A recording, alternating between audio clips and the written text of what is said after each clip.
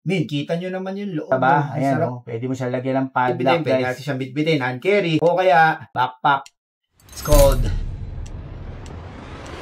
Hey guys, what's up? It's your boy Kicks. Para sa video tonight, it's a bit different. I wanna share to you guys custom snare bag that I ordered from Boss Mehmet. It's called Mehmet Custom Gig Bags. So, nagpagawa ako sa kanya ng custom na snare bag. Ito.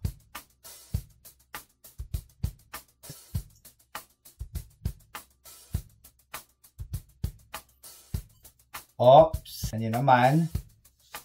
So, Boss Mehmet, ako na yung bag na in-order ko sa'yo. Size nito guys is 14x8. Yung kasi yung size nung snare na ginagamit ko ngayon. Pero meron pa isang snare na ginagamit yun nga yung maliit. Yung Minion. But this one, una-una, kulay.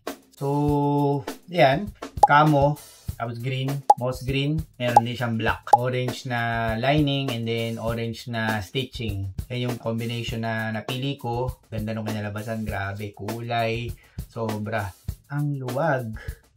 Baka kasya dito 16s na crush eh, pero hindi ko pa tinry. May separate na bag kasi yung mga symbols ko eh, pero I don't know, we'll see. Baka yung maliliit, mga splash siguro. And then yung pinaka main niya, nalalagyanan, yan. Min, kita nyo naman yung loob, oh. Ang sarap hawakan. Malambot. So, sinukat ko agad yung snare. Nilagay ko dito. Min, swak na swak. Napakaganda. Tapos, yung padding niya, sobrang kapal, oh.